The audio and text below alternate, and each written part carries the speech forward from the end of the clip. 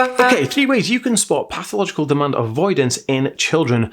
Let's get into it. Guys, welcome back to the Aspie world. My name is Dan. I have autism, ADHD, OCD, and dyslexia, and I make weekly videos all about this stuff. So if you're new around here and you'd like to learn more, remember to hit the subscribe button down below by clicking the notification bell. And if you're watching on TikTok, Instagram, Facebook, be sure to follow the page for daily videos. Guys, what is going on? It's been a hot minute, and it's really hot. It's like summertime right now, so I'm like absolutely dying in my office. It's so hot.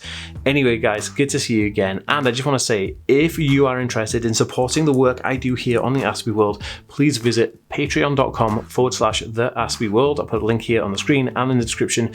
You can actually support me from $1 all the way to $100 if you want every month, and you get access to exclusive content, courses, live chats, interviews with me. You get to actually converse with me in virtual reality if you want to. There's loads of stuff there that's going on. Definitely check out. It's jam-packed. I'll leave a link down below. Okay, moving on to the video. So, pathological demand avoidance is something that is comorbid or co-occurring, which means it exists with autism, and I actually have a diagnosis of pathological demand avoidance myself, but I thought there's not been many videos or information about pathological demand avoidance, or let's call it PDA from now on, in children. And I have had some people request it. Some people commented saying like, could you do a video on PDA in children? So I thought I'd list out 3 of the main traits that you can see in children to really think, has this child got a pathological demand avoidance or PDA trait, or is it just me kind of like being a hypochondriac? Well, let's get through it right now, starting with number 1. Okay, so number 1 is resist and avoid ordinary demands of life. So asking small demands of your child, like, hey, can you pick up your toy? Or hey, do you want to move the seat around? That can be super distressing for kids who have PDA, because it's an inability to kind of rationalize the idea of the understanding of that the demand that you're asking them is only a small demand, and the demand isn't anything kind of heavy. It's just a small demand to move you in a certain position.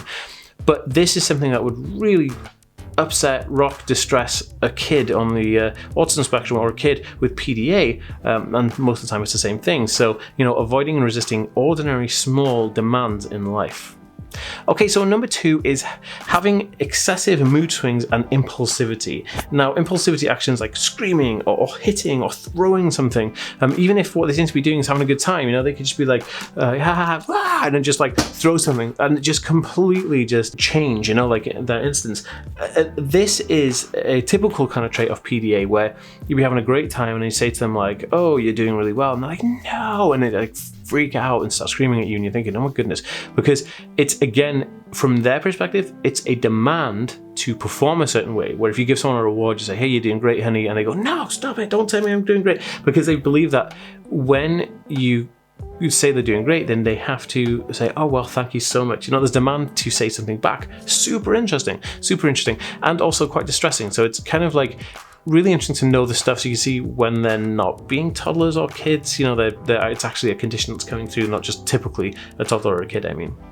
Okay, so number 3 is being comfortable with role play and sometimes pretend to be in a role play for extended amount of time. So that can mean extremes. So overplaying the role, you know, in character mode, and then just carrying that character mode on for a very long period of time, because the idea behind it is they believe if they're playing a character, then they're not having the demands of themselves. They can have the demands of the character, and the character doesn't need to do anything, so it's okay. You know, there's nobody will demand anything from a character, because you are not the character, you're just playing the character. So this would be seen where if you're playing a game and they're role-playing like the McDonald's checkout person and they're taking your order, but, you know, 6 hours go by and they're still the McDonald's checkout person. This is like an extended version of that kind of role play. Okay, guys, so that was 3 of the main ways you can really spot PDA in children. Now, if you have anything to add, pop it in a comment down below. I'd love to read it. Give this video a like, and I'll see you in the next video, guys. Peace.